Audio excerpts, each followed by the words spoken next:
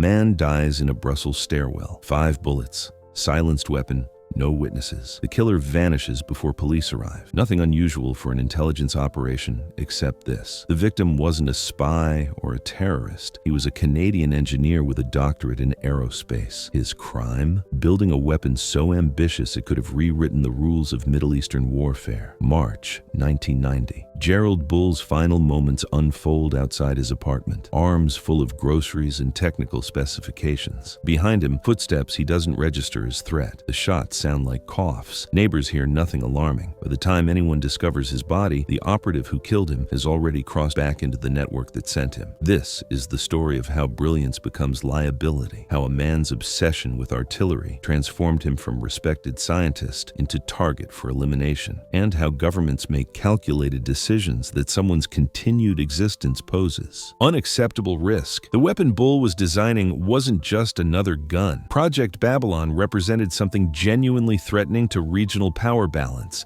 A tube of steel, 156 meters long, capable of hurling shells across 1,000 kilometers. Think about the implications. Iraq launching strikes against Tehran or Tel Aviv without needing aircraft that could be shot down or missiles that could be intercepted. A weapon you couldn't negotiate away because once built, it sat there, permanent, aimed, waiting. Bull's path to that Brussels stairwell began decades earlier in North Bay, Ontario. Born 1928, orphaned by 4 when his mother died giving birth and his father couldn't cope. Raised by an aunt who recognized something unusual in the boy's singular focus. While other kids played normal games, Bull calculated trajectories and sketched designs for rockets that didn't yet exist. Genius showed itself early. University of Toronto at 16, doctorate by 22, one of the youngest aerospace PhDs in the field. His specialty was ballistics, the mathematics of objects moving through air under the influence of gravity and propulsion. During the Cold War's height,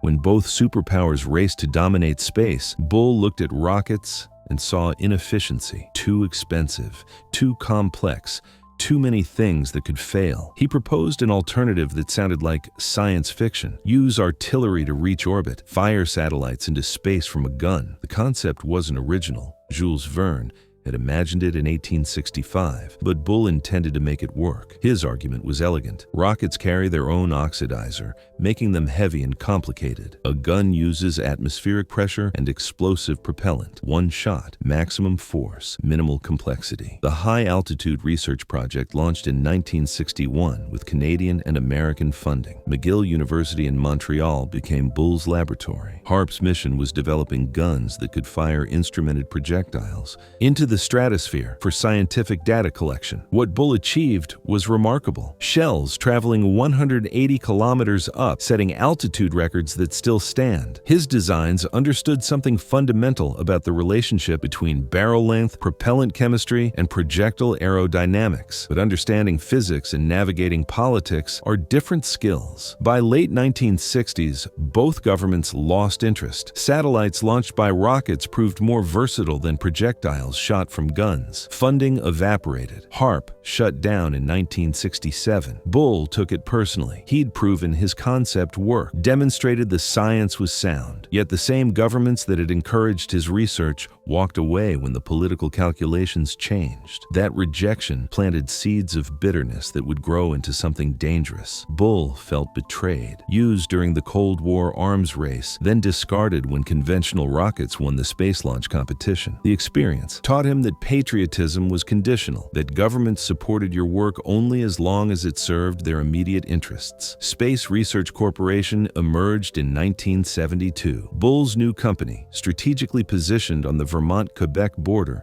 to exploit regulatory gaps between American and Canadian jurisdiction. Official mission: ballistics research and conventional artillery development. Actual business model: selling advanced weapons technology to whoever paid. South Africa became became his first major client. The apartheid regime faced international arms embargoes throughout the 1970s. Bull saw opportunity where others saw moral complexity. The G5 howitzer he designed for them was genuinely revolutionary. 155mm bore, range exceeding 40 kilometers, accuracy that made it superior to anything Soviet or NATO arsenals possessed at the time. South Africa manufactured it domestically under license, using it extensively in their border wars. The collaboration violated UN sanctions. American and Canadian authorities eventually caught on. Bull was arrested in 1980, charged with illegal arms trafficking. Instead of fighting extradition, he pleaded guilty. 4 months in federal prison. Released in 1981, humiliated and resentful, his reputation damaged, business in ruins, and his anger toward Western governments, which he believed had exploited him during HARP, then abandoned him, crystallized into permanent bitterness. Brussels became his new base, a consulting firm advising whoever paid. China got his expertise on long-range artillery. Chile's military government got procurement advice. Bull no longer pretended that patriotism or principle constrained his work. His talent remained undeniable. His judgment became increasingly questionable. Then, in 1987, Iraqi representatives approached with an offer that would prove fatal. Saddam Hussein wanted a supergun, not merely large artillery, but something unprecedented in scale and capability. Barrel over 150 meters long, 1 meter diameter, projectiles weighing 2,000 kilograms traveling over 1,000 kilometers, a weapon that could strike across the entire Middle East without Iraq needing vulnerable aircraft or interceptable missiles. For Bull, this was everything. The vindication of his HARP theories, culmination of decades of research, proof that his space launch concept was viable, that his client was a dictator who'd used chemical weapons against Iranians, and Kurds apparently didn't trouble Bull's conscience. He convinced himself the project was scientific, not military. The gun would launch satellites, he told colleagues, ignoring the obvious reality that anything capable of launching satellites could deliver warheads. Project Babylon split into 2 phases. Baby Babylon, a 350mm prototype with 46-meter barrel. Big Babylon, the full-scale weapon at 1,000mm and 156 meters. The engineering challenges were extraordinary. No existing foundry could cast barrel sections with required size and precision. Bull contracted manufacturers across Europe, British steel mills, German precision tooling companies, Spanish forges, each receiving components ordered under false descriptions. Barrel sections labeled as petrochemical piping, breech mechanisms described as industrial pressure vessels. Construction began at Jabal Hamrain, 150 kilometers north of Baghdad. Iraqi engineers supervised by Bull's technical staff assembled the prototype. By early 1990, Baby Babylon was operational. Test firings proved the concept worked. Full-scale Big Babylon was being fabricated in European workshops, awaiting shipment for final assembly. Intelligence agencies tracked everything. British customs intercepted suspicious shipments. American satellites photographed the construction site. Israeli intelligence, monitoring Iraq obsessively since their jets destroyed Saddam's Osirak reactor in 1981, understood that Bull's supergun represented unacceptable threat. Mossad's assessment was clinical. If completed, the weapon could strike Israeli cities with conventional or chemical warheads. Unlike aircraft or missiles, a supergun was difficult to destroy. It could be hidden in tunnels or fortified emplacements. Its shells would be nearly impossible to intercept mid-flight. Bull was close to success. The prototype worked. Full production was imminent. Diplomatic pressure had failed to stop European manufacturers from supplying components. The decision to eliminate Bull followed intelligence logic. Project Babylon depended heavily on one man's expertise. Remove Bull, and Iraq lacked the specialized knowledge to complete the weapon. Other engineers could maintain what existed, but couldn't solve the complex problems still ahead. Bull's singular genius ensured his singular vulnerability. The operation itself was textbook professional. Brussels offered operational advantages. Large cosmopolitan city where foreign operatives blend easily. Multiple airports and train stations for extraction. Belgian security services competent, but not expecting sophisticated foreign intelligence intelligence operations. The hit could be executed and the team gone before local authorities realized a crime had occurred. March 22nd, 1990. Evening. Bull climbs the stairs to his apartment, groceries in hand, technical drawings under his arm. The killer approaches from behind. Silenced pistol, 5 shots, 2 to the head, 3 to the back. Bull collapses in his doorway. Papers scatter across the threshold. He dies instantly. Neighbors hear nothing louder than a cough. No government ever claimed responsibility. No arrests were made. Belgian authorities opened an investigation that went nowhere. Forensic evidence minimal. Witnesses vague. Every lead dead-ended. The killer had vanished into the same networks that sent him. Project Babylon died with Bull. Baby Babylon was destroyed during the Gulf War. Big Babylon's components rusted in Iraqi deserts and British warehouses. Without Bull's expertise, Iraq couldn't complete the weapon. The threat was neutralized through 5 bullets in a Brussels stairwell. The moral questions remain unresolved.